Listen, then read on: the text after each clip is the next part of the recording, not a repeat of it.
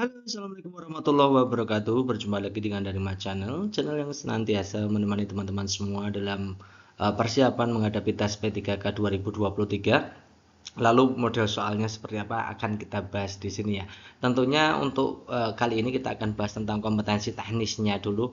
Jadi yang paling urgent itu memang teknis yang banyak membuat teman-teman yang di tahun 2021, 2022 kemarin gagal lolos passing grade ya memang karena teknisnya yang kurang gitu ya. Jadi kita fokuskan dulu ke teknis, nanti kita lanjutkan ke manajerial sosiokultural dan wawancara gitu ya teman-teman ya. Kita kali ini sudah masuk di bagian 2. Silakan teman-teman simak baik-baik penjelasannya sebagai berikut. Kita mulai dari yang pertama. Berikut ini beberapa peristiwa dalam mempertahankan proklamasi kemerdekaan Negara Kesatuan Republik Indonesia sebagai berikut gitu ya. Ada pertempuran 5 hari di Semarang, rapat raksasa Ikada, Bandung Lautan Api, dan insiden bendera di Surabaya. Kronologi peristiwa yang terjadi tahun 1945 secara berurutan dalam upaya mempertahankan kemerdekaan Indonesia adalah titik-titik gitu ya teman-teman ya. Bisa ulangi lagi kronologi atau urutan peristiwa yang terjadi pada tahun 45 gitu ya. Oke, kalau kita lihat untuk pertama itu ada di rapat lapangan Ikada. Ini pada tanggal 19 September 45 itu ya. Kemudian yang kedua insiden bendera ini sama. Jadi ketika di Jakarta ada rapat lapangan Ikada, rapat raksasa lapangan Ikada ya, dan sekarang Monas itu ya teman-teman. Itu dengan insiden bendera di Surabaya, perobekan bendera Belanda diganti dengan Indonesia itu di tanggal yang sama, yaitu 19 September 45. Jadi dua-duanya ini sama teman-teman ya. Kalau kita melihat merujuk dari jam, kita tidak menemukan informasi tentang itu. Jadi intinya kedua peristiwa penting ini sama, gitu ya. Terjadi di 45 bulan September, tanggal 19. Kemudian ada pertempuran 5 hari di Semarang itu terjadi tanggal 15 sampai 19 Oktober 1945. Jadi duluan rapat raksasa lapangan Ikada, ada kemudian insiden bendera Surabaya gitu ya. Itu. Jadi lebih duluan itu daripada pertempuran 5 hari di Semarang. Kalau Bandung Lautan Api itu terjadi di tanggal 23 sampai 24 Maret 46. Jadi ini tidak di 45 tapi di 46 teman-teman. Nah kalau kita lihat di opsi pilihan gandanya tidak ada yang memenuhi, maka kita tidak bisa memilih mana yang benar gitu ya. Yang penting teman-teman itu tahu urutannya dari rapat raksasa lapangan Ikada itu 19 September, insiden bendera itu 19 September juga, pertempuran 5 hari itu di 15 sampai 19 Oktober, kemudian Bandung Lautan Api itu di 23 sampai 24 Maret 1946, ya teman-teman ya.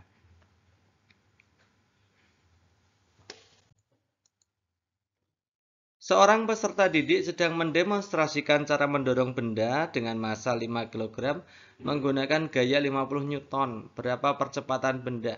Nah, soal-soal tentang gaya ini teman-teman selalu muncul ya, dengan varian yang berbagai macam. Jadi teman-teman harus paham tentang hukum Newton, baik hukum Newton 1, hukum Newton 2, dan hukum Newton 3. Kalau ada yang soal seperti ini berarti ini aplikasi dari hukum Newton 2 ya. Kita tulis dulu yang diketahui, masanya 5 kg. Ini sudah standarnya jadi tidak usah diganti. Kalau masih gram silahkan diganti gitu ya.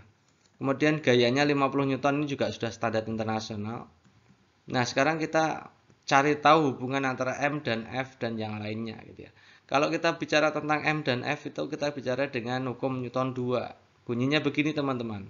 Percepatan suatu benda itu sebanding dengan gaya yang bekerja pada benda itu dan berbanding terbalik dengan massa. Ini ya. Jadi kalau kita rumuskan A, ini percepatan ya, itu sama dengan gaya dibagi massa. A dengan F itu sama-sama di atas kan. Jadi percepatan itu sebanding dengan gaya. A di atas, M-nya di bawah. Ya. Jadi A dan M itu hubungannya berbalik gitu ya. Nah, mudah saja cara kita mengingat bahwa semakin besar massanya maka kecepatannya kan semakin sedikit gitu ya. Misalkan kita anggap saja orang gendut itu kan larinya lebih lebih lambat daripada orang yang kurus kan gitu ya. Nah itu ya, semakin besar masanya semakin kecil untuk percepatannya. Oke itu ya, itu rumusnya begitu. Jadi kita bisa menentukan percepatan benda ya F bagi M. F-nya 50 dibagi M-nya 5 gitu ya. Jadi 50 bagi 5 10 meter per sekon kuadrat. Ini aplikasi dari hukum Newton 2 gitu ya teman-teman ya. Nomor berikutnya, cermati beberapa kalimat berikut. Bila sudah selesai, silahkan keluar ruangan. Ini saya kasih bold hitam, ini penting teman-teman ya. Pengunjung diminta antre dengan tertib. Cita-citanya ingin menjadi atlet sepak bola. Ia tidak merasa lelah meskipun beraktivitas seharian. Bukumu aku letakkan di meja ruangan belajar.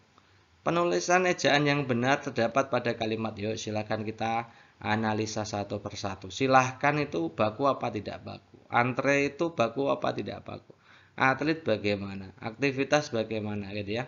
Nah ini saya buatkan tabel seperti ini teman-teman. Supaya teman-teman bisa sambil menghafalkan. Jadi yang benar itu silakan bukan silahkan. Silahkan itu tak baku ya. Antre itu yang benar ya. Yang salah antri. Antri itu tak baku. Atlet itu juga salah. Yang benar atlet ya. Karena ada istilah atletik kan gitu.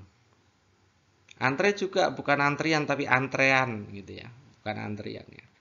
Aktivitas pakai V. Yang tak baku pakai F gitu ya.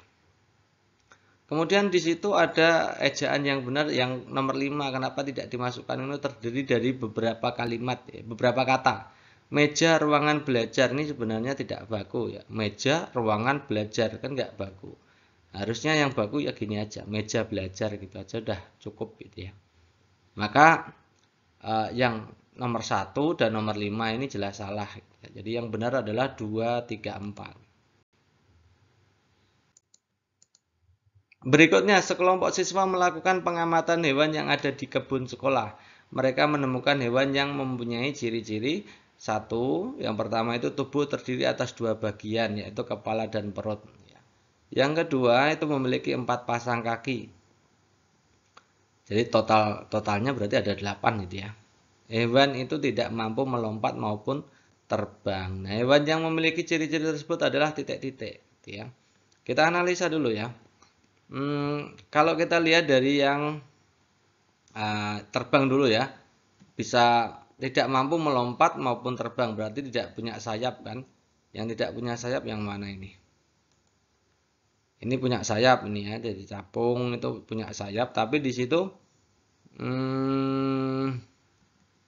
tidak mampu melompat ya, tidak bisa terbang. Capung kan bisa terbang gitu ya. Belalang itu juga bisa terbang karena punya sayap gitu ya. Kecoa itu punya sayap juga, tapi tidak bisa terbang sebenarnya gitu ya. Oke, kemudian di situ yang ini teman-teman, lipan itu apa namanya itu? Kakinya banyak kan gitu ya. Yang di situ hanya 4 pasang kaki. Jadi lipan itu setiap ruasnya ada 1 pasang. Padahal ruasnya banyak jadi tidak mungkin. Itu cara jawabnya gitu aja, tidak usah teman-teman terlalu memahami. Ini harus apa-apa-apa, ini tidak harus gitu ya. Tadi tinggal kecoa dan laba-laba. Nah sekarang kita analisa. Ini yang jadi vital itu yang jumlah kakinya itu ya. Jumlah kakinya kita lihat ya. Pada kecoa itu punya 3 pasang kaki, hanya 3 pasang kaki gitu ya. Punya tubuh yang strukturnya adalah kepala, dada, perut nih masing-masing terpisah. Itu kecoa, ada punya kepala, punya dada, punya perut, termasuk insekta gitu ya. Bernapas dengan trakea, alat ekskresi, tulah dan lain-lain. Punya sayap teman-teman ternyata. Keras, licin, juga tidak berbulu. Warnanya coklat, kepalanya biasanya bersembunyi di bawah pronotum ya. Sekarang kita lihat yang laba-laba, ternyata jumlah kakinya 4 pasang. Kalau kecoa hanya 3 pasang, laba-laba punya 4 pasang gitu ya. Laba-laba tidak bersayap gitu ya. Dan apa namanya itu, struktur tubuhnya hanya terdiri dari 2 bagian. Kepala dada menyatu atau namanya cephalothoraks ya. Gabungan dari cephalus dan torak. Kepala dan dada itu jadi satu, laba-laba itu ya. Jadi tidak punya dada ya, atau kepala dan dada memang menjadi satu. Kalau kecoa terpisah, jadi punya 3 bagian. Kalau laba-laba tidak gitu ya. Nah dari situ kita bisa lihat ya. Jadi jawaban yang paling tepat laba-laba. Kalau kecoa tadi terdiri dari 3 pasang, laba-laba 4 pasang gitu ya. ini tadi salah. Oke, berikutnya. Seorang pedagang akan mengirim barang dagangan yang dikemas pada masing-masing kotak. Setiap kotak beratnya 15 kg.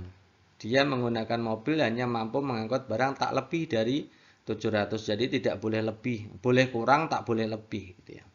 Padahal satu kotaknya 15 km dan harus dimasukkan dalam kotak barang-barang itu. Gitu. Jadi kita pertama cari dulu kotaknya berapa. Nah, banyaknya kotak kan tinggal bagi aja. 700 dibagi 15. Ketemunya 46,6. Padahal tadi maksimalnya berapa? Maksimalnya di 700, berarti tidak boleh, harus kurang.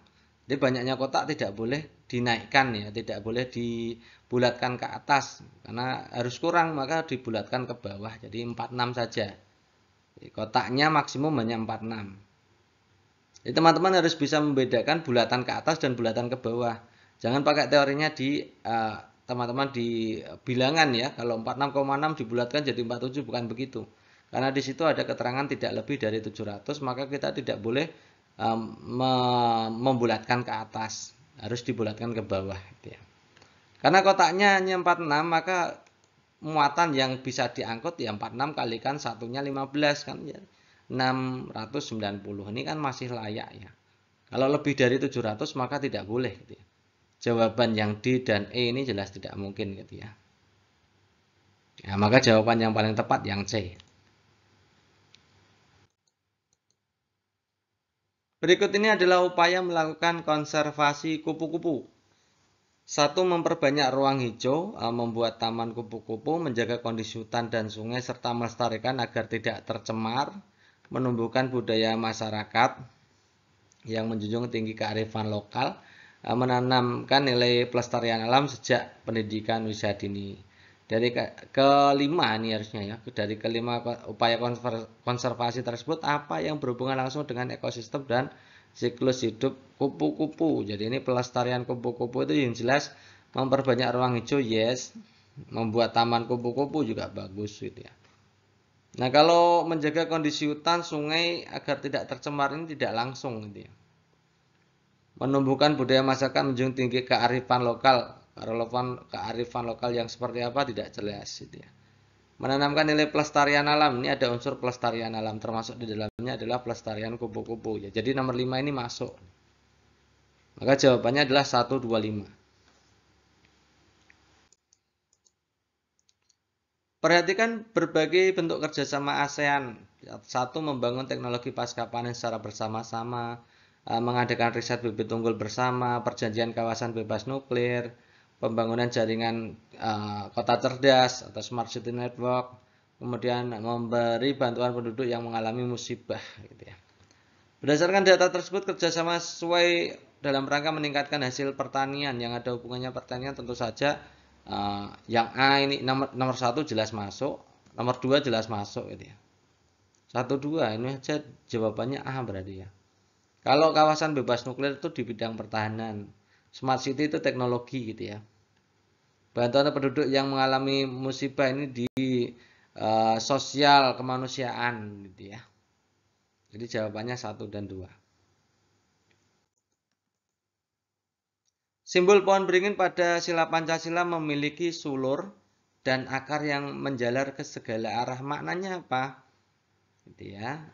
Tentang sulur akar yang menjalar ke segala arah. Apakah A, masyarakat Indonesia memiliki beragam cita-cita, kesuburan dan kekayaan sumber daya alam Indonesia, perlindungan keselamatan masyarakat Indonesia, bangsa Indonesia memiliki perbedaan agama dan kepercayaan, beragam suku bangsa yang menyatu di bawah naungan Indonesia. Oke, kita lihat ya, kita sudah pernah bahas ini ya.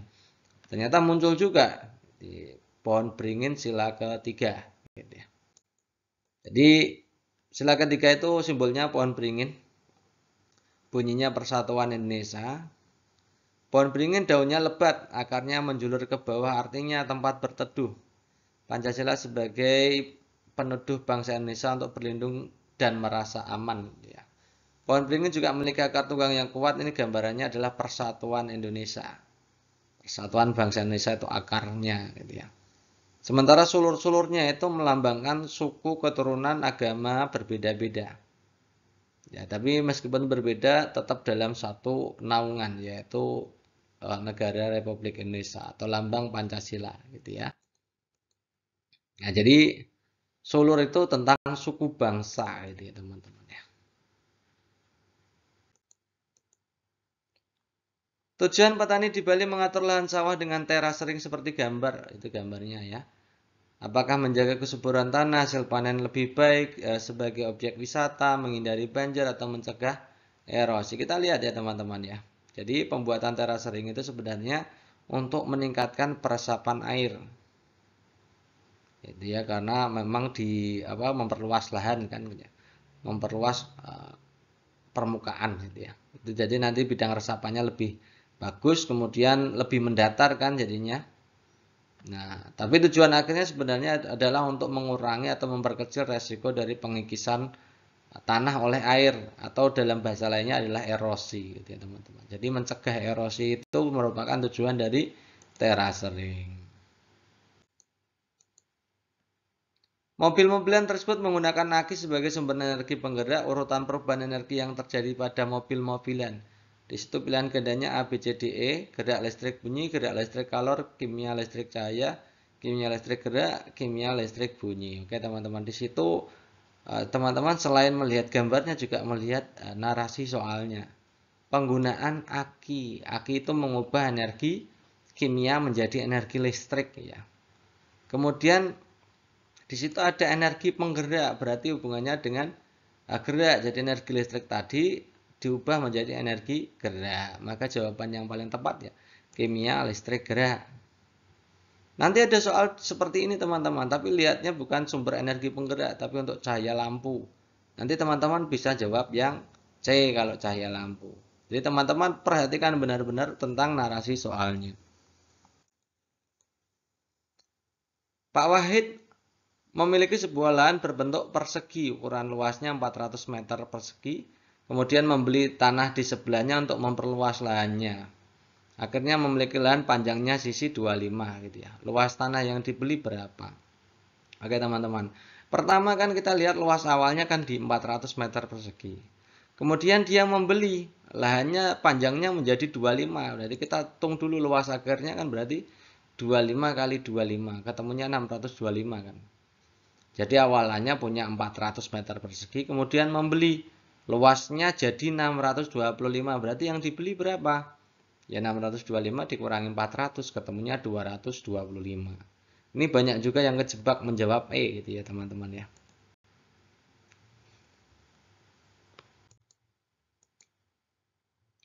Perhatikan gambar cermin yang ada di sudut jalan berbelok. Berdasarkan gambar tersebut, proses pengemudi melihat kendaraan yang datang dari depan disajikan secara acak. 1. Bila melihat pada jarak dekat, lensa mata akan menjadi cembung, dan bila melihat jarak jauh, maka lensa mata akan menjadi cekung. Cahaya yang masuk ke mata difokuskan oleh lensa mata sehingga jatuh di retina. Otak merespon sehingga pengemudi bisa melihat kendaraan dengan posisi yang benar.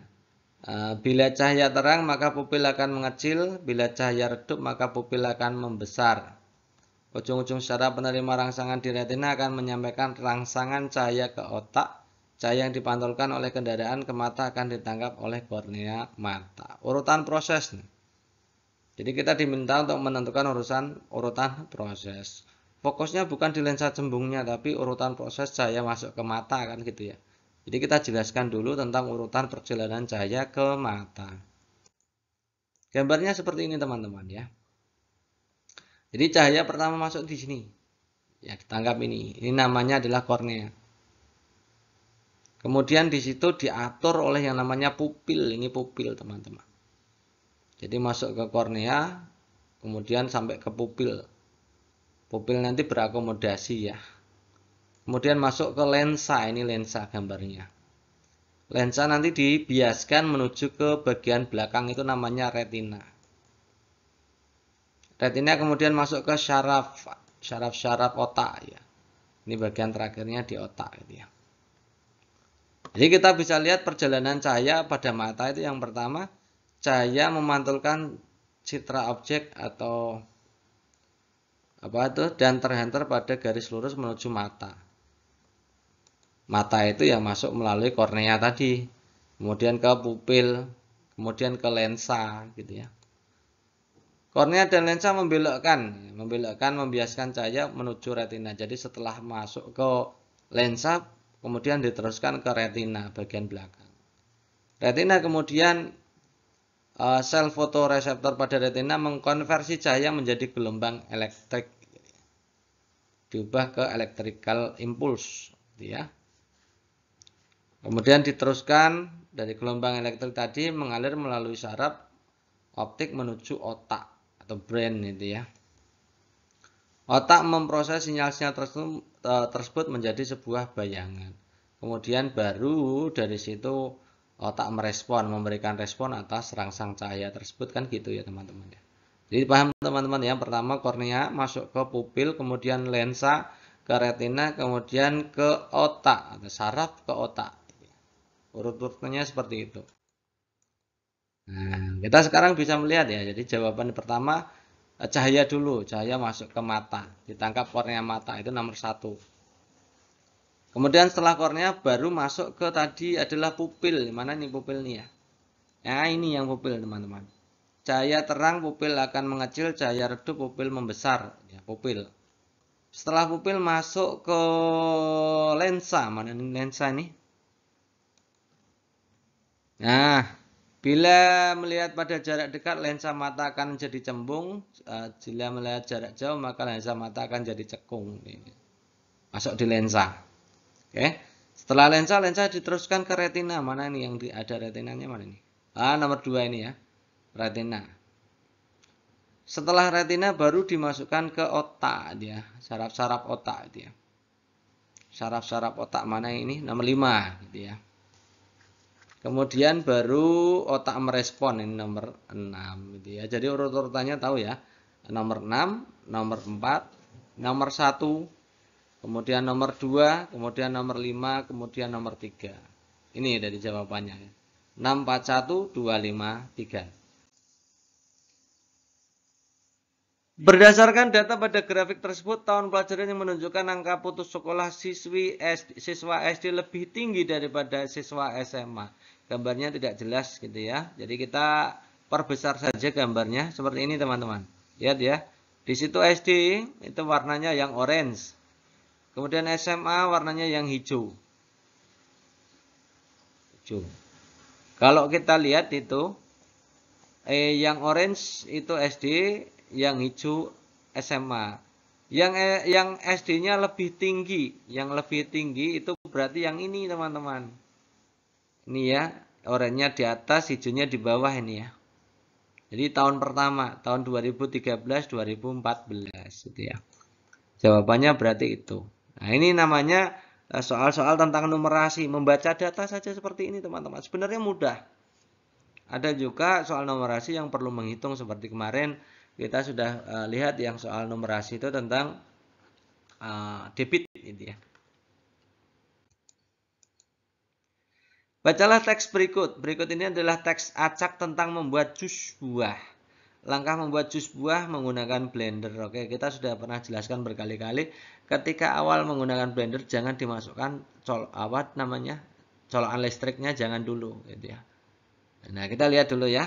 Kita lihat dari 1 sampai 7 teman-teman baca dulu sebentar. Oke. Yang pertama pasti potong buah kecil-kecil dulu gitu ya. Siapkan blender dulu ya, siapkan blender dulu. Siapkan blender dulu, oke. Disiapkan kemudian buah kecil-kecil dimasukkan ke blender. Itu ya. Kemudian kita lihat lagi. Dituang air dulu ya, setelah buahnya dimasukkan. Nomor 4 ini dituangkan air secukupnya, kemudian tutup blender.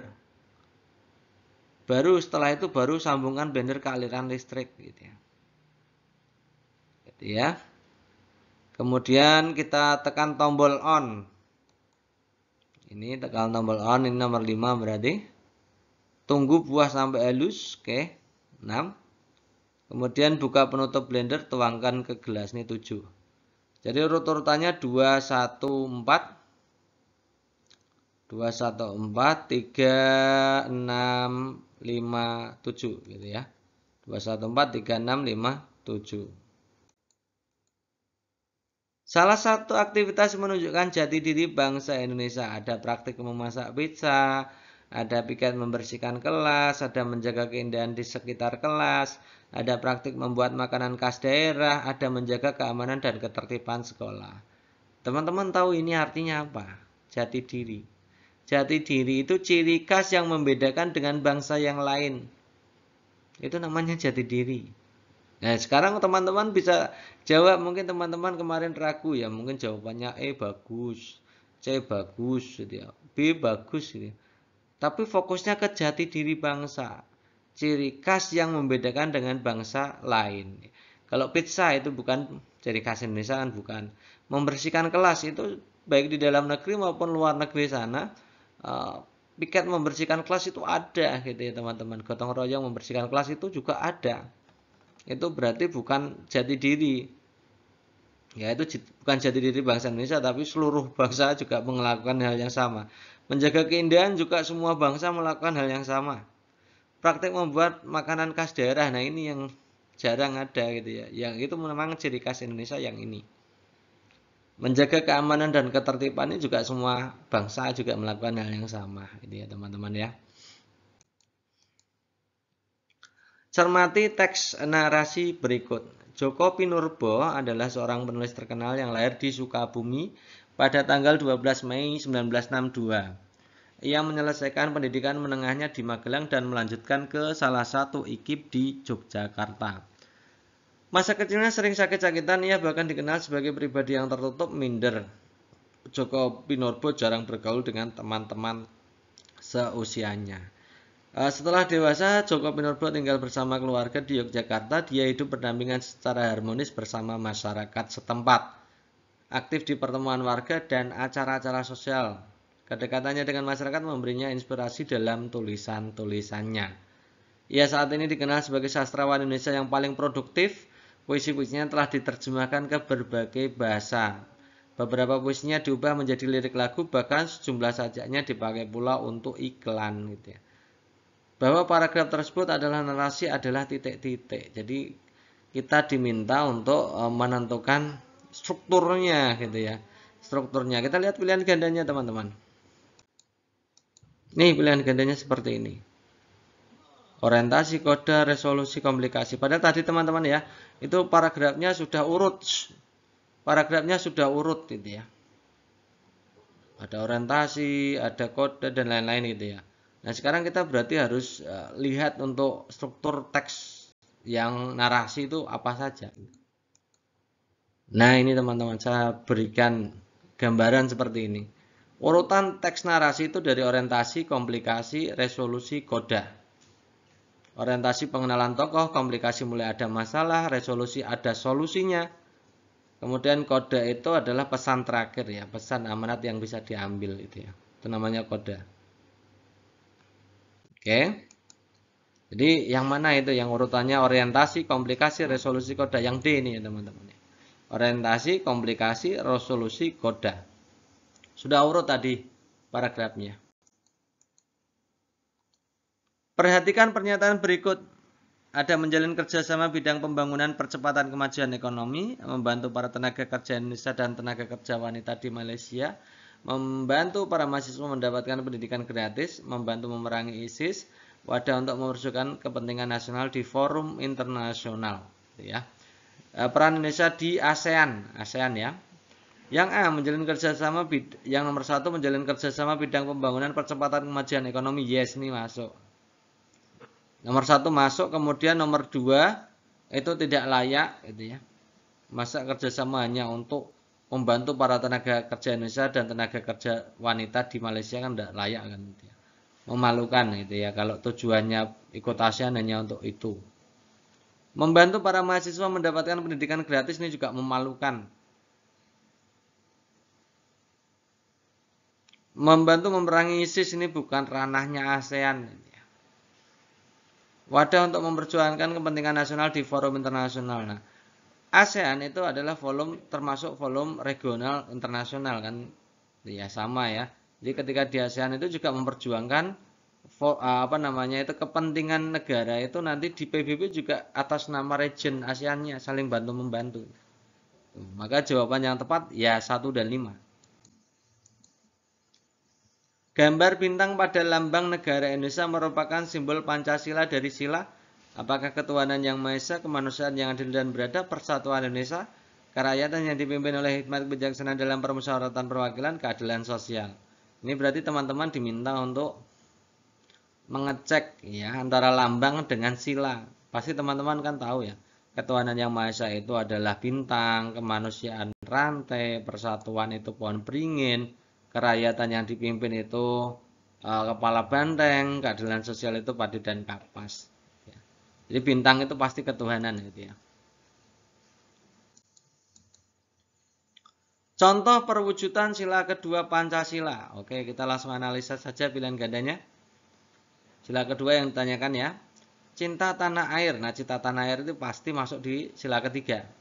Menghormati setiap keputusan yang diambil musyawarah dan adil. Musyawarah dan keadilan ini masuk di sila keempat. Ada musyawarahnya. Tidak memaksakan kehendak dalam suatu agama. Urusan agama itu pasti sila 1. Memperlakukan manusia secara sama. Ini berarti sila kemanusiaan, sila kedua. Mengutamakan kepentingan bersama di atas, nah ini berarti sistem keadilan, sila kelima. Ya, jadi jawaban yang paling tepat ya opsi D ini ya. Pertanyaan selanjutnya, Belanda menyerah kepada Jepang tanggal 8 Maret 42 setelah menjajah Indonesia selama 350 tahun. Panglima tertinggi pemerintah Hindia Belanda menyerah tanpa syarat di Kalijati, Bandung.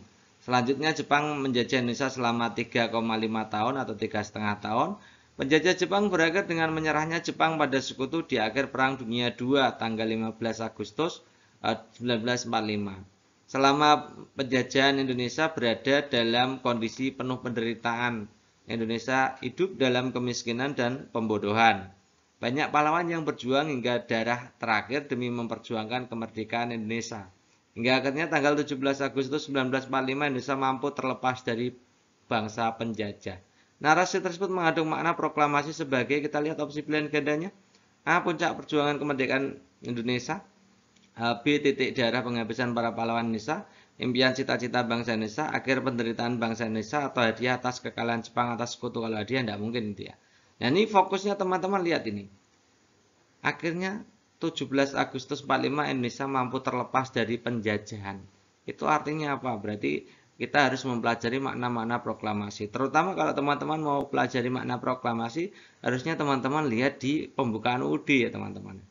Di pembukaan UUD itu teman-teman bisa lihat makna proklamasi banyak. Salah satunya adalah puncak perjuangan mengusir penjajah. Ya, itu narasinya begini, proklamasi merupakan puncak perjuangan bangsa Indonesia mengusir penjajah untuk mendapatkan hak sebagai bangsa yang merdeka terlepas dari tindasan. Ya. Makna yang lain contohnya adalah negara Indonesia resmi berdiri. Jadi proses proklamasi itu secara hukum lahirnya Indonesia. Ya. Hukum kolonialnya sudah tidak berlaku, diganti dengan hukum Indonesia itu sendiri. Mewujudkan persatuan dan kesatuan itu makna proklamasi berikutnya. Ya. Kemudian amanat dari rakyat. Di proklamasi itu sebenarnya adalah amanat atau pesan dari rakyat gitu ya. Dimana mewujudkan negara yang melindungi segenap bangsa tumpah darah Indonesia, memajukan kesejahteraan umum, mencerdaskan kehidupan bangsa dan ikut melaksanakan ketertiban dunia. Ya.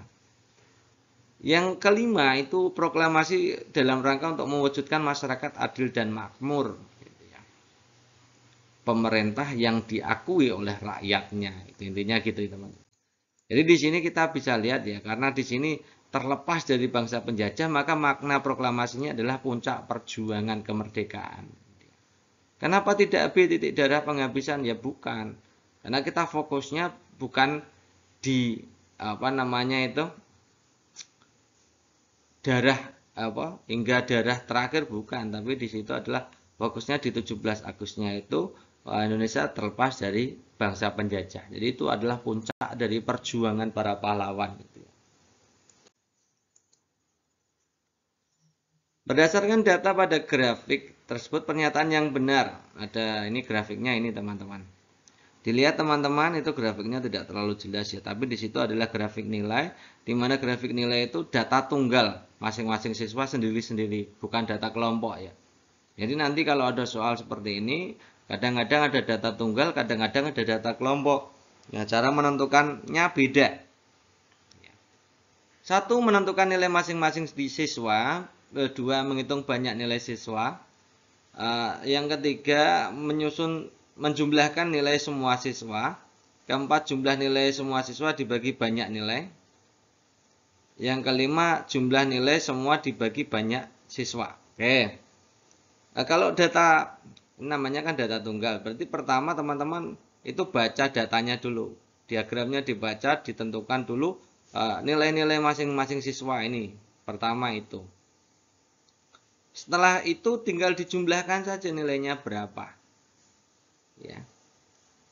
Setelah dijumlahkan kita bagi dengan banyaknya siswa. Banyak siswa ada berapa? Yang bagian bawah itu. Bukan banyak nilai tapi banyak siswa. Gitu ya teman-teman. Kalau banyak nilai misalkan ada sama-sama 78 maka dihitung 78 saja. Yang salah satu saja kan bukan. Yang jadi fokus adalah banyaknya siswa. Kalau siswanya 20 ya dibagi dengan 20. Nilai dari 20 siswa dijumlahkan baru dibagi 20. Jadi yang benar adalah langkahnya 1, 3, 5. Di sudut-sudut jalan yang berkelok sering terpasang sebuah cermin untuk mengetahui kendaraan yang datang dari arah yang berlawanan. Gambarnya seperti di samping gitu ya. Sifat bayangan yang terbentuk oleh cermin yang terpasang di pinggir jalan adalah A. Tegak diperkecil, B. Tegak diperbesar, C. Terbalik diperkecil, D. Terbalik diperbesar, atau E. Tegak sama dengan aslinya. Jadi teman-teman harus bisa membedakan. Pertama itu analisa dulu itu jenisnya cermin cembung atau cermin cekung. Yang kedua sifatnya bagaimana? Karena di sini fokusnya ke kaca atau cermin ya, cermin dikelokkan maka ini masuknya di cermin cembung teman-teman. Jadi cermin cembung maka kita cari sifat cermin cembungnya. Nah, sifatnya adalah ternyata bayangannya itu tegak, diperkecil, maya, teman-teman ya. Tegak diperkecil maya cembung. Kalau cekung Kak, nanti kita akan bahas di sesi berikutnya. Nanti kalau ada soal yang menggunakan cekung, kita carikan sifat-sifatnya gitu ya teman-teman ya. Jadi tegak diperkecil maya. Yang mana ini yang paling cocok gitu ya. Yang A tentunya ya. Berikutnya, perhatikan polikub berikut. Jika dilihat dari atas, depan, dan samping, gabungan kubus tersebut menunjukkan bangun dari manakah? Ya, manakah yang tepat jika gabungan kubus tersebut dilihat dari arah depan? Kalau dari arah depan berarti yang ini teman-teman. Tentunya yang C ini benar ya, dari arah depan. Yang B kan karena sama, itu banyak teman-teman yang itu yang B dan C bedanya apa? Sebenarnya sama gitu ya. Sama B bolehlah. Itu yang buat soal juga agak lucu. Ya. Kalau yang A lihatnya dari atas teman-teman, yang A. Lihatnya dari atas, kemudian yang D, kalau yang D itu lihatnya dari mana itu? Tidak ada yang D ya. Yang D tidak ada, yang E juga tidak ada. Itu ya teman-teman ya. Yang A itu dari atas.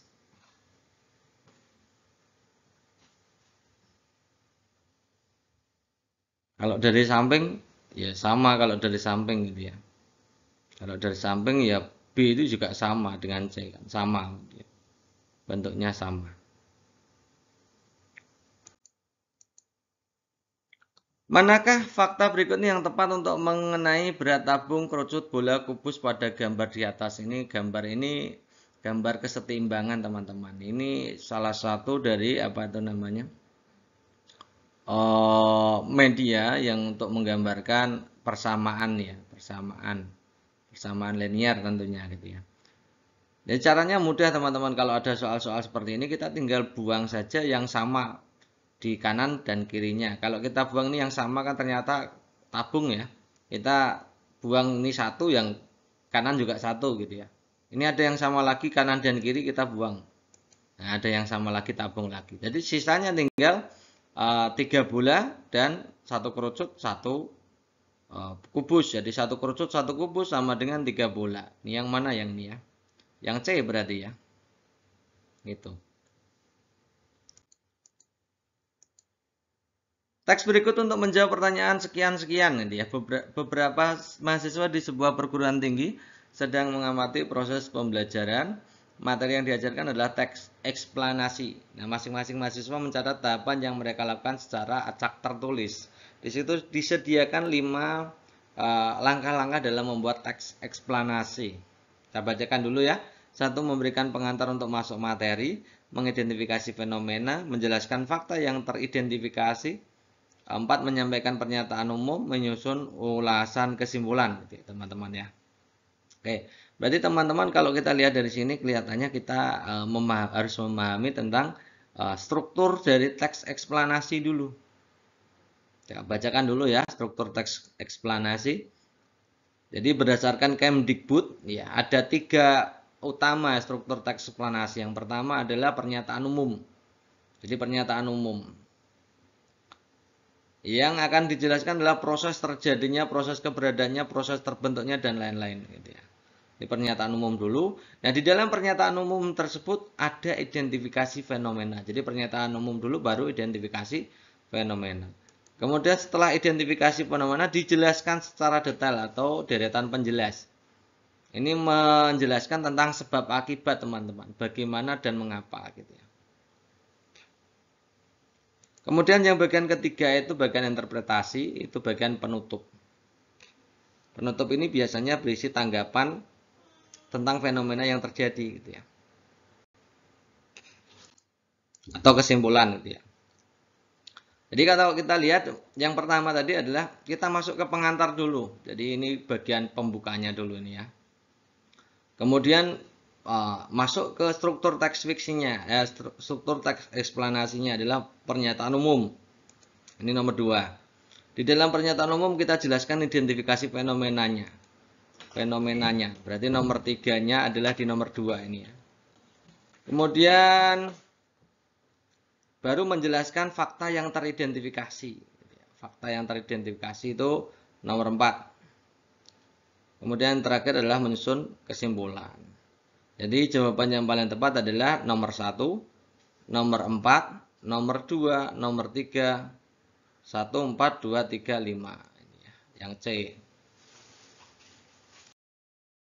Nomor berikutnya nanti teman-teman akan disajikan gambar di situ ya. Di situ ada panel surya dan kemudian rangkaiannya seperti itu.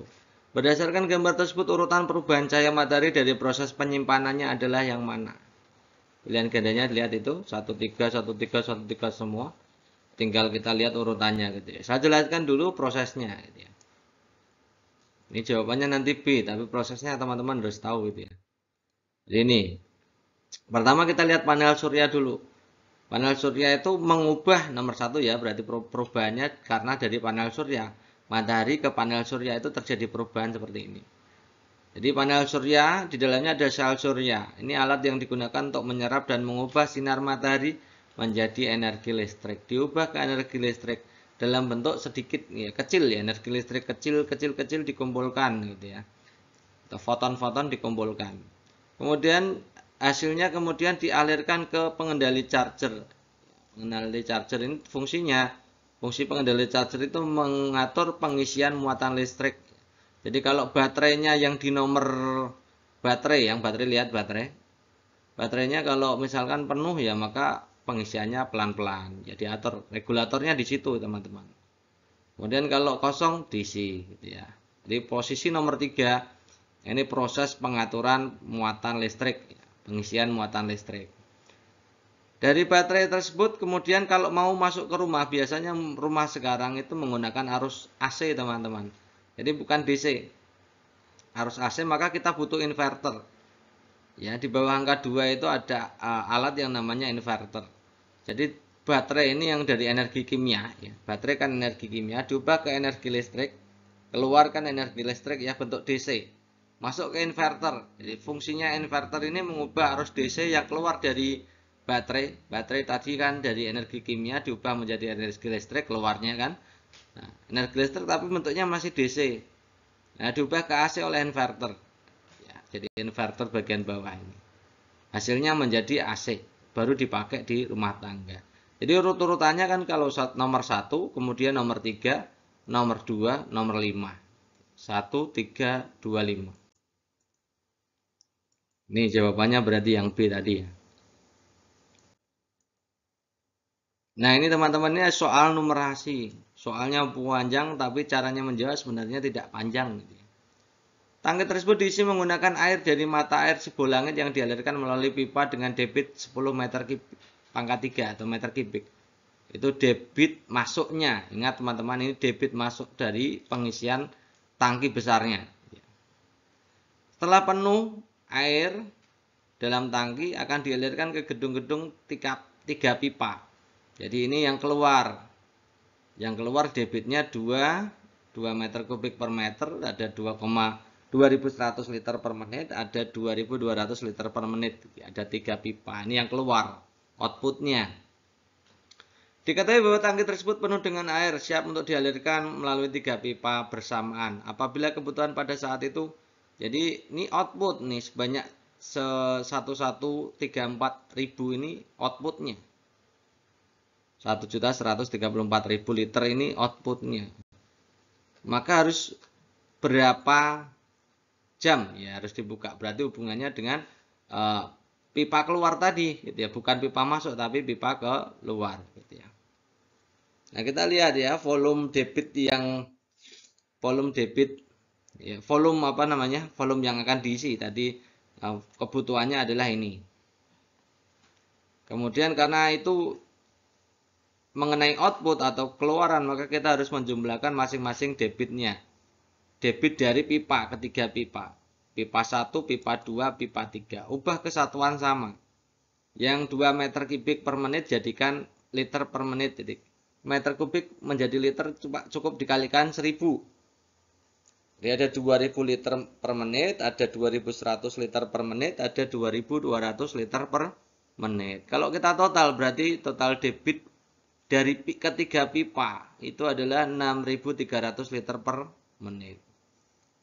Nah, volumenya kan tadi 1.134.000 liter.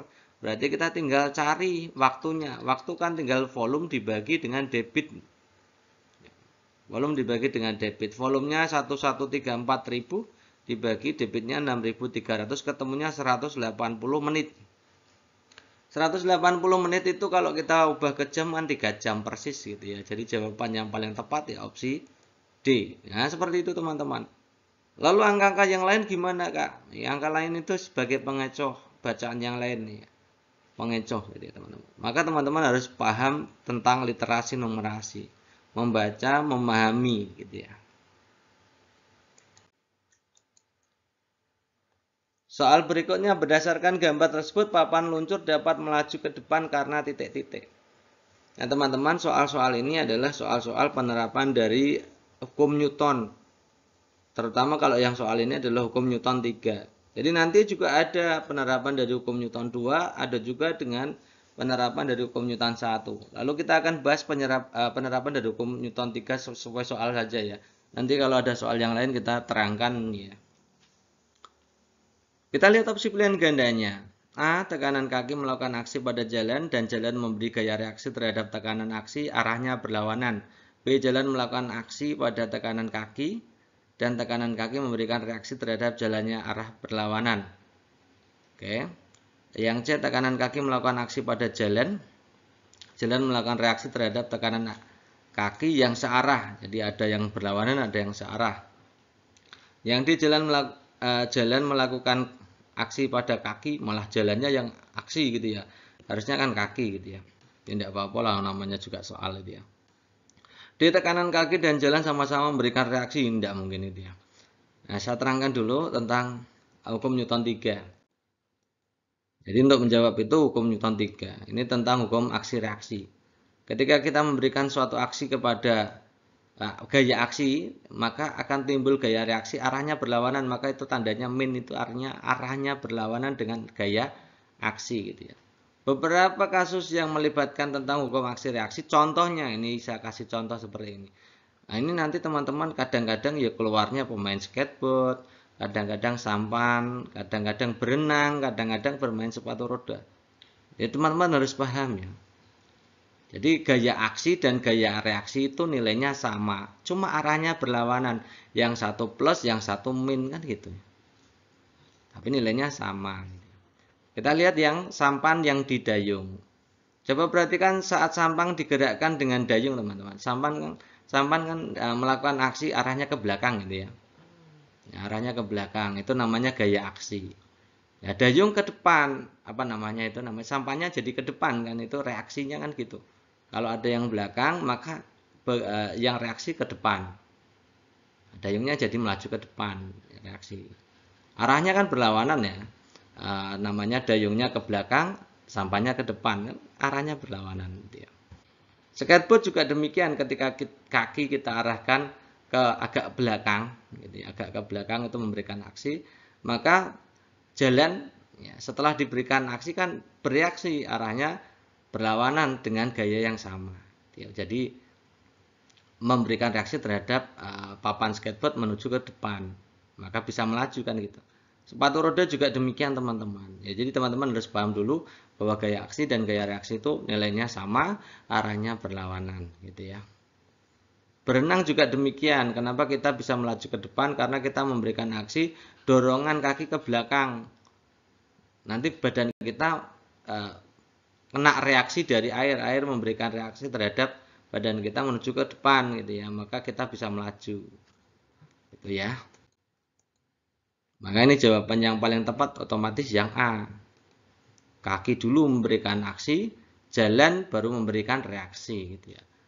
Nilainya sama, arahnya berlawanan. Perhatikan pernyataan-pernyataan berikut. 1. Mendorong penguatan kerjasama keamanan maritim dengan mencegah pemancingan ilegal atau illegal logging gitu ya. Yang 2, mendorong penguatan kerjasama hasil maritim dengan mengekspor hasil maritim. Yang ketiga, menginisiasi pembahasan peran Indonesia dalam di persekutuan bangsa-bangsa atau United Nations gitu ya. Yang keempat, berupaya ikut menghadapi diskriminasi kerja di tingkat dunia. Yang kelima, berperan aktif membantu masalah kemanusiaan di Palestina. Yang keenam, berperan aktif membantu masalah kemanusiaan di Rohingya, Myanmar. Peran Indonesia di grup ASEAN. ASEAN teman-teman ya. Kalau lihat nomor 5 itu Palestina, itu berarti bukan ASEAN tapi dunia kelasnya ya. Dunia. Yang nomor 4, diskriminasi kerja di dunia ya, dunia bukan ASEAN berarti. Yang nomor 3, menginisiasi pembahasan peran Indonesia di PBB juga dunia. Jadi 3, 4, 5 itu tidak mungkin. Ya. Mendorong penguatan kerjasama hasil maritim dengan mengekspor hasil maritim. Kalau hasil maritim Indonesia itu biasanya tidak diekspor ke negara tetangga karena negara tetangga juga memiliki hasil maritim yang sama gitu ya. Jadi biasanya diekspor ke negara-negara di luar negara ASEAN. Nah, maka kerjasama yang paling bagus adalah mencegah pemancingan ilegal dan keamanan maritim bersama gitu ya. Jadi nomor 1 positif, nomor 6 juga positif karena Rohingya Myanmar itu bagian dari ASEAN gitu ya. Jadi 1 dan 6.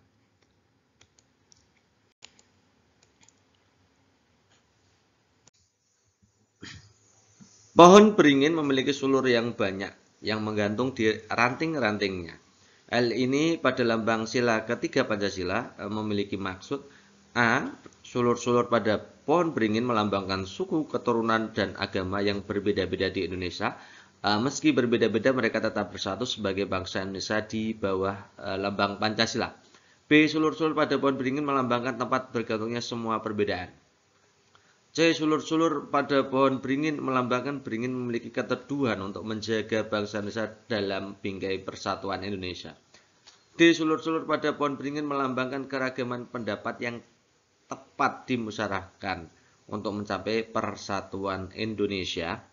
Yang E, sulur-sulur pada pohon beringin melambangkan Indonesia memiliki ketekatan bulat untuk mempertahankan marwah persatuan Indonesia. Oke teman-teman, ini yang ditanyakan ini tentang lambang. Ini tidak hanya di sila ketiga, maka dari itu kita berikan penjelasan secara detail dari sila 1 sampai sila 5. Supaya nanti teman-teman, supaya nanti kalau teman-teman itu mendapatkan soal yang tidak di sila 3, teman-teman tetap bisa jawab kan gitu ya. Jadi kita mulai saja. Ada bintang begini ya teman-teman. Bintang itu sila ke-1. Nah, lambang bintang emas itu diasumsikan sebagai cahaya ketuhanan yang dipancarkan Tuhan Yang Maha Esa untuk menyinari bangsa Indonesia. Jadi lambang bintang, bintang itu dipilih sebagai, itu artinya adalah cahaya ketuhanan yang dipancarkan ya. Cahaya ketuhanan yang dipancarkan Tuhan Yang Maha Esa. Sementara yang warnanya emas, bintang kan warnanya emas itu ya. Yang emasnya itu adalah nilai kejayaan, kebijaksanaan, optimisme, kelimpahan, pengetahuan spiritualis, dan pemahaman yang mendalam tentang diri serta jiwa.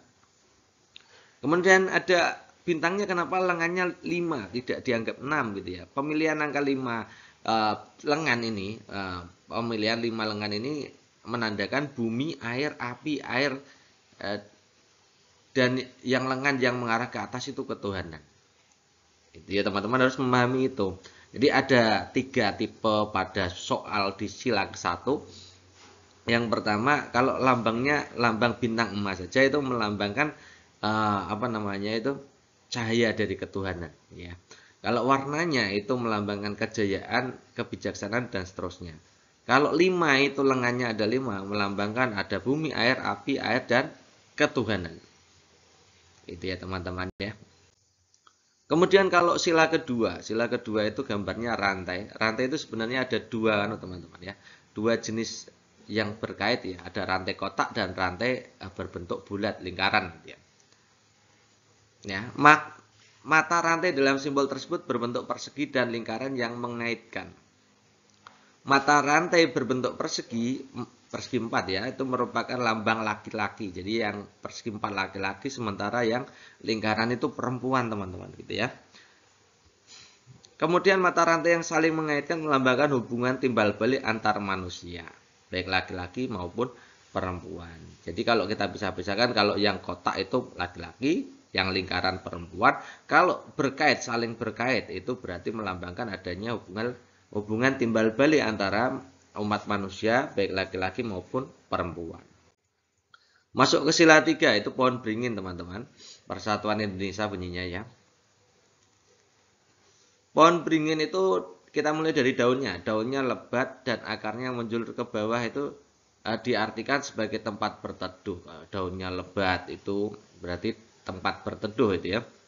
Jadi Pancasila sebagai dasar negara diibaratkan sebagai peneduh bangsa Indonesia untuk berlindung dari rasa aman ya, dan merasa aman intinya ya.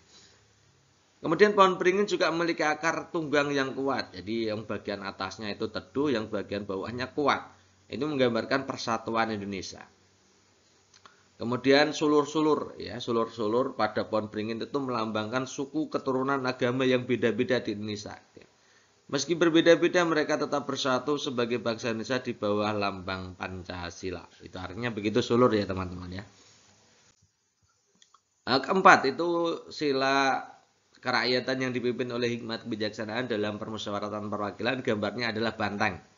Tentu teman-teman juga sudah tahu kenapa dipilih banteng. Banteng itu diartikan sebagai hewan sosial, hewan yang tidak sendiri ya, tidak soliter gitu ya. Nah, senang berkumpul dan bergerombol itu banteng. Nah, saat berkumpul itu menjadi lebih kuat dan sulit untuk diserang lawan. Jadi lambang kepala banteng tersebut menggambarkan budaya bangsa Indonesia yang senang berkumpul, diskusi, dan bermufakat. Ya. Itu arti dari lambang banteng. Ya. Yang kelima ada padi dan kapas. Padi dan kapas itu perwujudan sila ke-5, ya, keadilan sosial bagi seluruh rakyat Indonesia. Kalau padi dan kapas itu punya 2 hal yang dibutuhkan manusia demi bertahan hidup gitu ya. Gambar padi itu melambangkan makanan, pakan gitu ya, pangan gitu ya. Sementara kapas itu melambangkan sandang gitu ya, pakaian gitu ya. Dengan adanya ketersediaan pangan dan pakan gitu ya, pangan dan sandang gitu, sandang dan pangan, manusia akan bisa bertahan dan hidup dengan nyaman. Jadi kita sudah jelaskan dari sila 1 sampai sila 5, silahkan teman-teman perhatikan baik-baik. Kemudian nanti kalau ada soal silahkan tinggal jawab gitu ya. Ya, jadi kalau yang ini tanyanya tadi adalah sulur gitu ya. Sulur itu berarti yang benar adalah jawabannya yang A gitu ya. Sulur pada pohon beringin itu melambangkan suku, keturunan, agama. Ya. Pernyataan berikut yang benar terkait sifat bunyi. A, bunyi lebih cepat merambat di medium padat daripada cair. Yang B, bunyi lebih cepat merambat di udara daripada di benda padat. Yang C, bunyi lebih cepat merambat di udara daripada di air. Yang D, bunyi lebih cepat merambat di udara daripada zat padat. Yang E, bunyi lebih lambat merambat pada benda padat daripada benda cair. Oke, kita jelaskan saja untuk sifat-sifat bunyi. Nanti karena apa? Karena nanti ada soal-soal yang sifat bunyi yang lain, supaya teman-teman itu nanti tidak bingung ketika diberikan pertanyaan yang lain. Ya. Yang pertama, bunyi itu hanya bisa merambat melalui medium. Bisa padat, bisa cair, bisa gas. Ya. Bagaimana kalau di ruang hampa? Tentu saja bunyi tidak bisa merambat. Ya. Bunyi itu tidak bisa merambat di ruang hampa. Kemudian kecepatan rambat itu semakin struktur mediumnya semakin rapat, itu ya, semakin cepat. Nah, kerapatan struktur mediumnya itu urutannya dari padat, cair, gas. Jadi semakin cepat ya. Semakin cepat itu pada benda padat. Kemudian baru benda cair. Ya, yang paling lambat ya di udara itu, teman-teman, atau gas. Jadi semakin cepat ada di padat, cair berikutnya, kemudian yang paling rendah adalah di gas. Itu kecepatan perambatan bunyi, gitu ya. Kemudian ini juga nanti juga biasanya ditanyakan untuk frekuensi yang bisa didengar manusia atau audiosonik ya. Frekuensi audiosonik itu di 20 sampai 20 ribu Hz gitu ya. Teman-teman hafalkan saja itu ya. Kemudian bunyi itu dapat diserap, dipantulkan, dapat dibelokkan atau dibiaskan, mengalami pelenturan juga gitu ya. Bunyi itu mengalami perpaduan. Selain ini bunyi juga termasuk gelombangnya adalah gelombang longitudinal, tidak saya tulis di situ ya. Jadi bunyi itu termasuk jenis gelombang longitudinal. Nah, jadi jawaban yang tepat yang mana ini? Yang A itu bunyi lebih cepat merambat di medium padat daripada cair. Oh benar ya, yang A benar. Perhatikan petunjuk berikut. Tekan tombol on pada blender, masukkan buah yang sudah dipotong-potong. Tekan tombol off pada blender apabila buah sudah halus. Pastikan kabel blender terhubung dengan stop kontak. Cabut kabel dari stop kontak setelah digunakan. Oke. Kalau kita lihat dari 5 langkah ini, yang paling pertama pasti yang ini. Masukkan yang sudah dipotong-potong. Kenapa tidak yang di 4? Jadi teman-teman perlu diketahui bahwa menggunakan blender atau alat apapun itu usahakan kontak listrik jangan dimasukkan dulu gitu ya. Jadi pertama masukkan buah-buahnya dulu gitu ya. Kemudian dikasih air, kemudian yang kedua baru dimasukkan dipastikan kabel blendernya terhubung dengan stop kontak gitu ya. Kemudian tekan tombol on ya. Setelah on itu tekan tombol off baru dicabut ya. Kemudian pindahkan ke gelas gitu ya, atau ke tempat penyimpanan ya. Jadi jawaban yang tepat yang 2, 4, kemudian 1, 3, 5.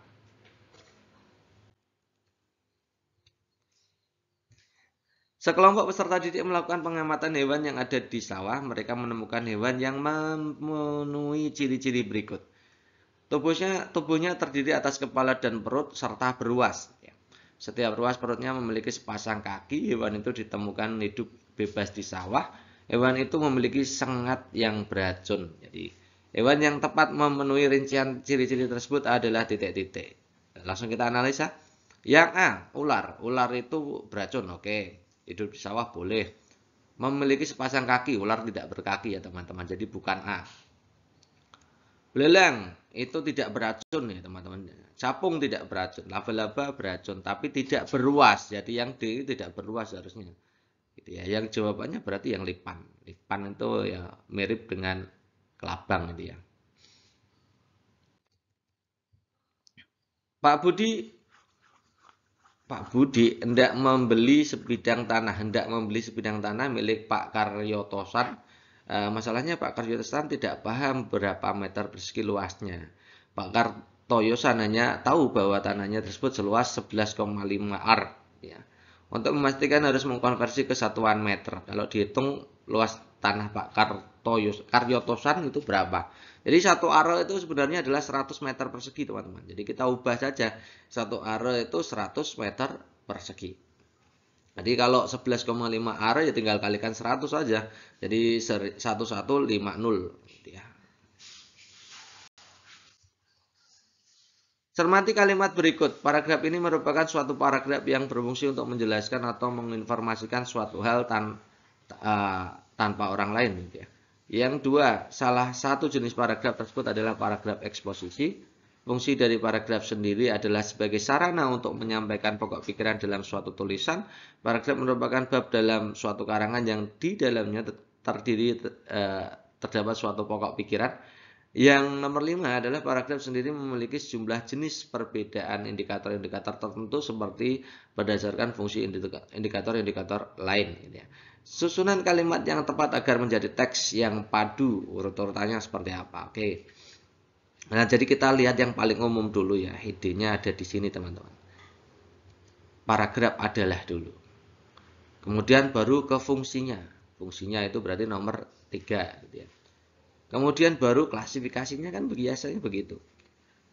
Memiliki sejumlah jenis ya, atau klasifikasinya. Kemudian dijelaskan salah satunya apa klasifikasinya. Paragraf eksposisi. Itu caranya begitu. Yang kelima itu baru dijelaskan eksposisinya apa. Ya. Jadi urut-urutannya adalah 4, 3, 5, 2, 1. Pada hari Minggu, Made bersepeda ke rumah nenek. Made menempuh jarak 4.500 meter selama 1,5 jam. Sampai di rumah nenek, dia menghitung kecepatan rata-rata sepedanya. Berikut beberapa cara yang dilakukan Made untuk menghitung kecepatan rata-rata sepedanya. Yang pertama, jarak dibagi waktu tempuh. Yang kedua, jarak dibagi waktu tempuh hasilnya dibagi 1000. Yang ketiga, jarak dibagi 1000 hasilnya dibagi waktu tempuh. Yang keempat, jarak dibagi waktu tempuh kali 60.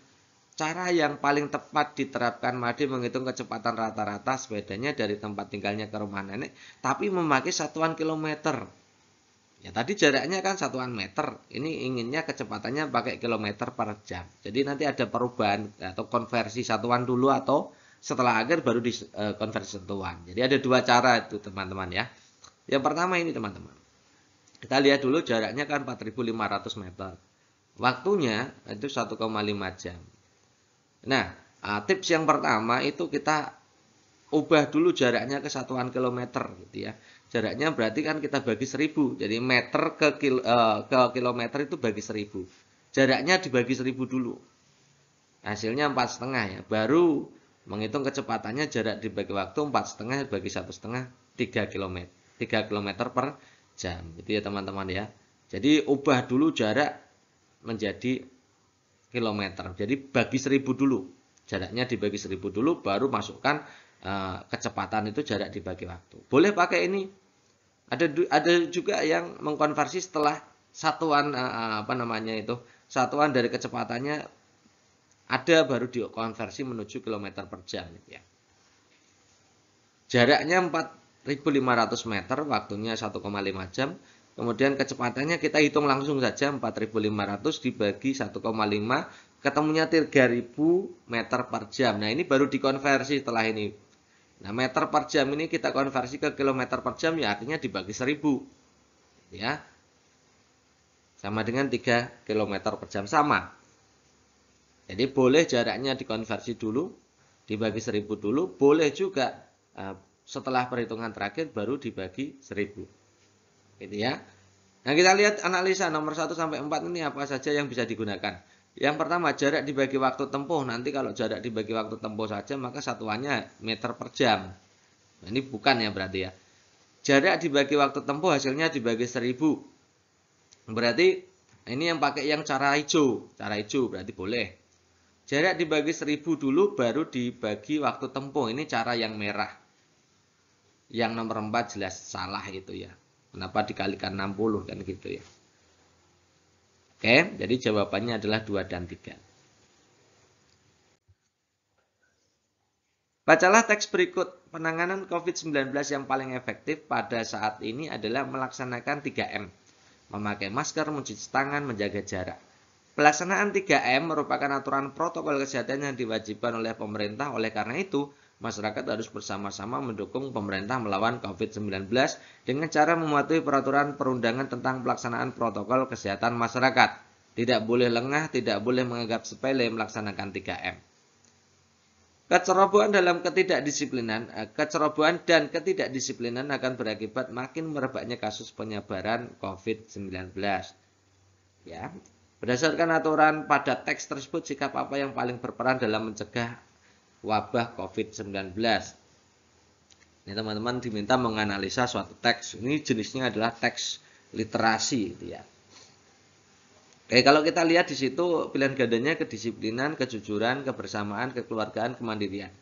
Sikap yang paling berperan ya karena di situ ada unsur ketidakdisiplinan yang menyebabkan merebaknya kasus penyebaran COVID, maka solusinya ya disiplin. Jadi jawabannya yang A tentu saja. Beberapa orang pekerja pasar akan mengangkut barang mereka bersama-sama dan masing-masing hanya bisa mengangkut satu kali setiap orang. Satu kali setiap orang hanya mampu mengangkut 85 kg. Seluruh barang tersebut adalah 300 kg. Berapa orang pekerja yang dibutuhkan untuk mengangkut semua barang? Jadi butuh berapa orang kan gitu ya. Nah, ini mudah nih teman-teman. Daya angkut maksimumnya itu satu orangnya kan 85 kg. Bisa lebih rendah ya. Bisa lebih rendah. Total bebannya 300 ya, kita bagi saja. Jadi banyak kali angkutnya atau banyak orangnya, ya. Banyak orang pekerjanya itu berarti bisa kita tulis dengan total beban dibagi daya angkut maksimal satu orangnya. 300 bagi 85 itu 3,52. Nah 3,52 itu kan tidak mungkin banyaknya orang begitu ya. Banyaknya orang kok 3,52. Itu berarti bukan dibulatkan menjadi 4, tidak begitu teman-teman. Itu nilai maksimum satu orang itu ngangkatnya 85, bisa lebih kurang, bisa kurang dari 85. Artinya banyak orangnya lebih banyak kan. Orangnya harus lebih banyak. Kalau kita menggunakan 3 kali angkutan maka tidak akan mencapai 300 itu. Maksudnya 3 orang maka tidak akan mencapai 300. Maka kita pakai minimal banyaknya orang itu 4. Dinaikkan ke atas kalau model seperti ini. Gitu ya.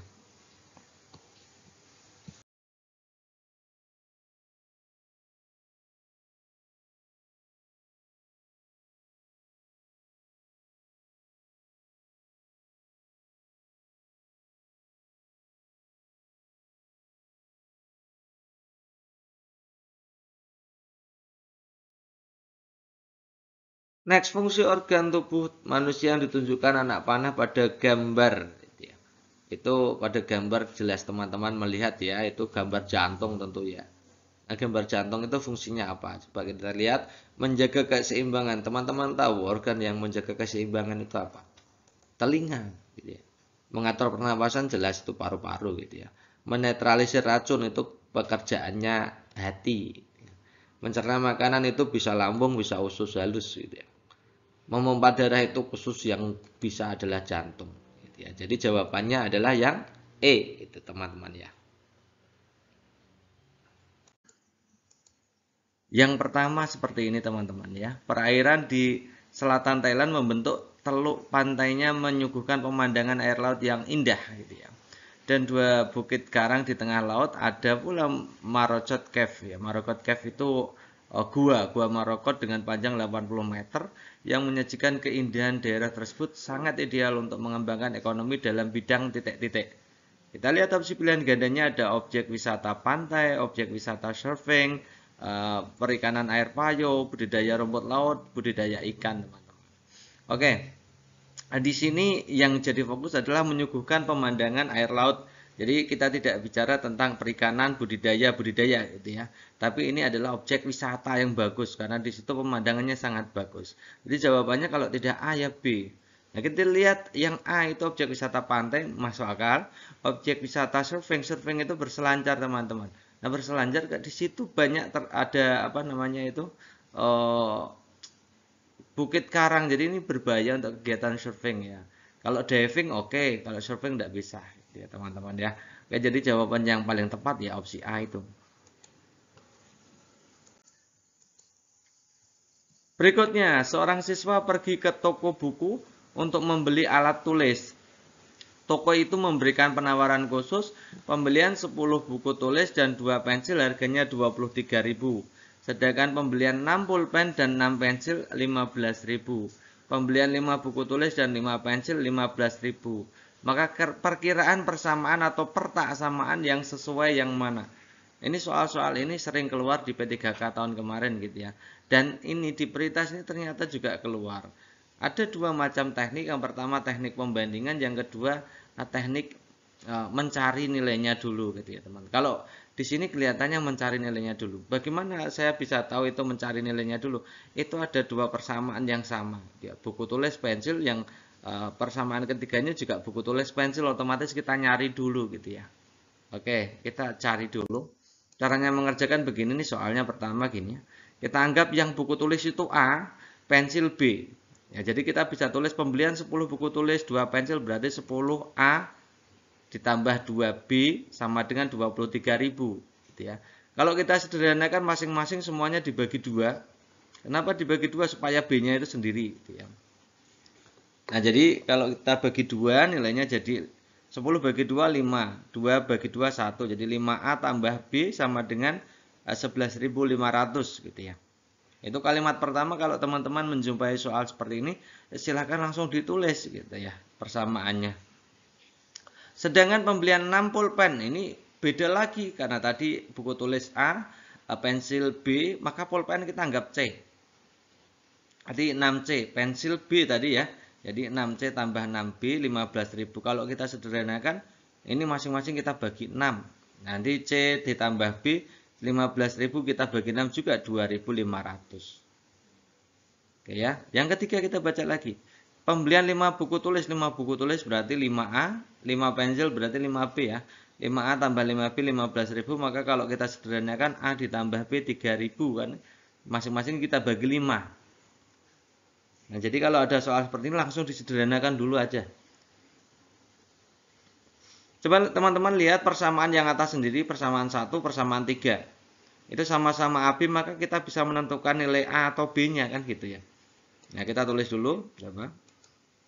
5A tambah B 11.500, yang bawahnya A tambah B 3.000. Nah, kita hilangkan yang B-nya dieliminasi ya. Berarti harus dikurangi kan? Yang atas dikurangi yang bawah. 5A dikurangi A kan berarti 4A. Ya, 4A. Yang 11.500 dikurangi 3.000 ketemunya 8.500. Maka teman-teman bisa menentukan nilai A-nya 8.500 kita bagi 4. Ketemunya 2.125. Nah, ketemu A. Maka dengan mudah teman-teman bisa mencari B. Kita ambil yang persamaan 3 kan lebih sederhana ya. A tambah B, nilainya kan 3.000 yang persamaan ketiga. A-nya tadi sudah ketemu 2.125, berarti B-nya tinggal 3.000 dikurangi 2.125, ketemunya 875. Nah, C bisa dicari, lihat yang B, yang persamaan 2. C tambah B kan 2.500, B-nya ketemu 875, maka C-nya kan 2.500 dikurangi 875, ketemunya 1.625. A, B, C ketemu semua. Nah, kalau ketemu semua seperti ini masuk teknik 2 ya. Berarti kita bisa menentukan yang tadi ya. Nah, coba ini ya, ini pilihan gandanya kita lihat. Ini tadi hasilnya gitu ya. A, B, C-nya sudah ketemu. Sekarang kita cek yang opsi A. 10A ditambah 2B. 10A tambah 2B kan 23.000 ya. 6B tambah 6C. 6B tambah 6C kan 15.000. Masuk 23.000 sama dengan 15.000 kan tidak mungkin. 10A tambah 2B, lihat ini yang hasilnya tadi kita menghitung. 10A tambah 2B kan 23.000. 6B tambah 6C kan 15.000. Masa sama kan nggak mungkin berarti. Jawaban A tidak mungkin. Jawaban B, 10A tambah 2B 23.000 ya. 5A tambah 5C tadi. 5A tambah 5C berarti kita 5A tambah 5C berarti ngitung dulu gitu ya. Hasilnya 5A tambah 5C, jadi 5 kali 2.125 ditambah 5C. Jadi harusnya lebih besar gitu ya. Harusnya lebih besar. Jadi yang B juga tidak mungkin. Yang nomor 3, 6B tambah 6C. 6B tambah 6C itu kan 15.000. 5A ditambah 5C dihitung. 5A tambah 5C ternyata 18.750 kalau teman-teman hitung. A-nya 2.125, C-nya 1.625, 5A tambah 5C berarti sekitar 18.750. Apakah 15.000 itu kurang dari 18.750? Ya benar, maka jawaban C ini benar teman-teman. Gitu aja teman-teman gitu ya.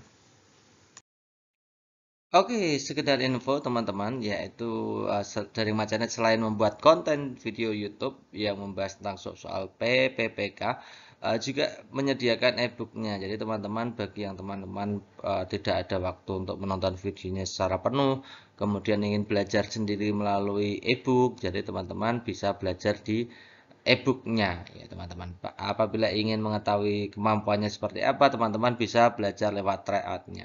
Jadi dari My Channel juga menyediakan e-book PPK dan tryout-nya berbasis online. Harganya murah teman-teman, cuma 50.000. Silakan teman-teman yang berminat hubungi di 085712 166998. Saya ulangi 085712 166998. Oke, itu dulu teman-teman untuk pembahasan kita kali ini. Terima kasih atas perhatiannya dan tetap stay tune di channel kita tercinta. Bagi teman-teman yang baru bergabung di channel kita dari My Channel, silakan teman-teman subscribe dan nyalakan tombol notifikasinya sehingga teman-teman nanti setiap kali dari My Channel mengunggah program untuk belajar P3K, teman-teman sudah mendapatkan notifikasinya, tinggal diklik aja kemudian bisa menonton sambil belajar gitu ya teman-teman. Terima kasih atas perhatiannya. Assalamualaikum warahmatullahi wabarakatuh.